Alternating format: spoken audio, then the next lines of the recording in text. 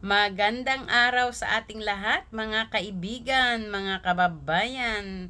Salamat sa Diyos sa isa na namang bagong araw, bagong umaga, at bagong pag-asa. Ayan, at naway nasa mabuti tayong kalagayan. At sa araw na ito ay gusto kong ibahagi yung aking natutunan na itinuro ng ospital na mga exercise yung kung meron tayong dinaramdam na sciatic problem, yung sciatica, ang Tagalog nito ay buod.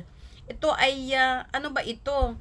Kasi kung minsan ay akala natin ano ba yung sakit na yan? Parang nag-aalala na tayo kung ano ba yan at baka akala natin ay ayan, yung sakit na kasi kung minsan kapag nasa likod may mga problema sa mga kidney ganun. Pero mas maganda pa rin kapag meron tayong dinaramdam ay kumonsulta tayo sa doktor para doon nila makita kung ano talaga iyon.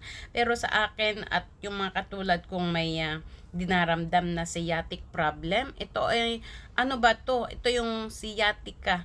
Ito ay sintomas ng problema sa sciatic nerve dito sa likod. Pakita ko mamaya yung picture.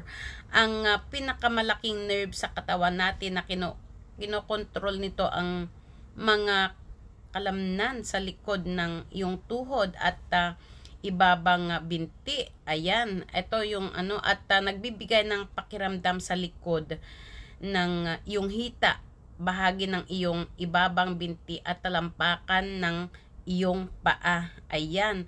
So, kapag mayroon kang sciatica, mayroon kang sakit panghihina, pamamanhid, o tingling. Sabi dito, tingling. At maari itong magsimula sa mas mababang likod. Ayan, dito sa likod. At pababain ang iyong binti hanggang sa iyong guya, paa o maging sa iyong mga daliri sa paa. So kadalasan ito ay nasa isang bahagi lamang ng iyong katawan. Iyan. So ang sakit kaya yung minsan kasi ako talagang hindi ako makatayo. Kaya tumawag kami ng ambulansya at doon napag-alaman namin na sa diagnose na yun ay sciatic problem. Akala ko nga ay meron ng akong kidney problem. Salamat sa Diyos at hindi naman. At nung nagsimula na ako ng therapy sa ospital, salamat sa Diyos na nabigyan ako ng pagkakataon. At pabor ito ng Diyos sa atin na binibigay at salamat sa napakabait kong employer na pinahintulutan akong magkaroon ng therapy sa hospital sa weekly. So magkakaroon ako ng 4 session na therapy. So meron ni silang tinuro sa akin na exercise at ito ang ibabahagi ko sa atin ngayon. At tignan muna natin kung ano ba yung mga parte ng katawan na ano natin. Ito yung picture niya. Itong tignan. Sige, ano natin. Ayan ang sciatic. Ito ganyan yung itsura pag sumasakit ang ang sciatic nerve natin. Ayan mga kaibigan. Ayan, so sa mga kaibigan, ayan ang sciatic problem yung dito sa likod tapos So sige, simulan na natin yung mga exercise natin. Ayan, so una ay yan na natin to.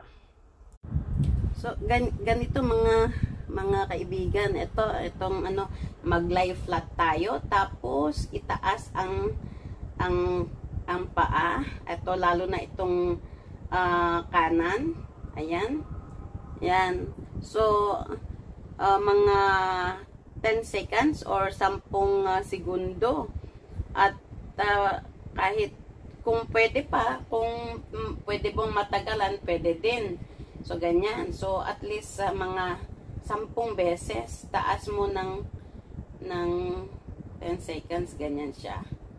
Tapos, ayan, pwede din. Pero, ito kasing kaliwa ang masakit sa aking paa. At hanggang dito sa likod. Ayan, so, pangalawa, ito, ganyan siya. Itaas mo yan. Ganyan. Tapos, teka, ganyan siya.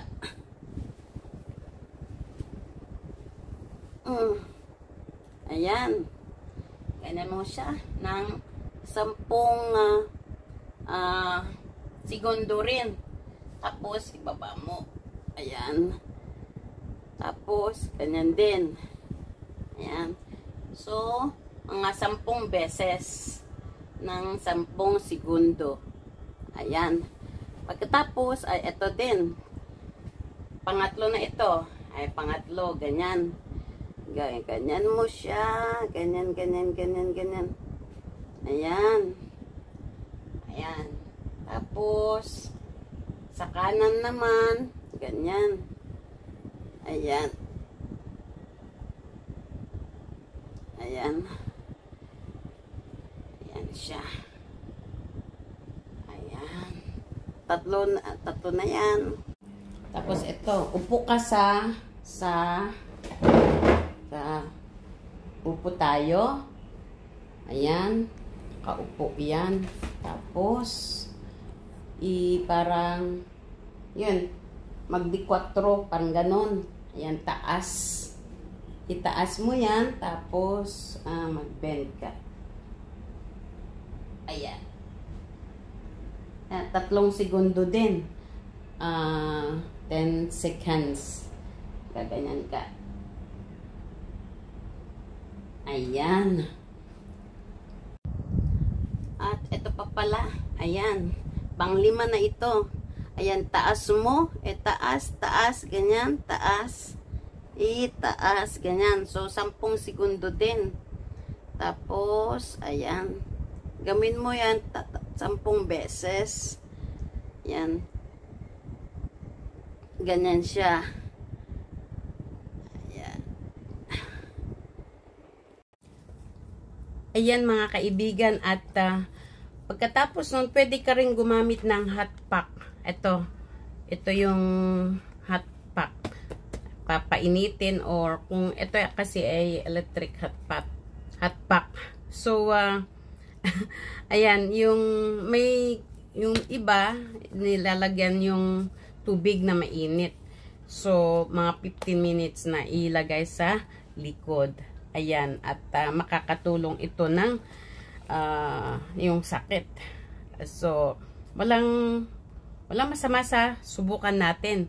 Sana'y nakapagbigay ako ng kunting mga suggestion para sa ating mga dinaramdam sa ating katawan. Okay, so maraming salamat mga kaibigan at naway kapag bago pa kayo sa channel na ito ay huwag kalimutang mag-subscribe para updated tayo sa mga susunod na ating video. At pwede din kayong mag-like, mag-comments dyan sa comment section. At maraming salamat. Ingat-ingat at saan man ang lakad natin. Kailangan mag-ingat tayo mga kababayan, mga kaibigan. God bless. God bless.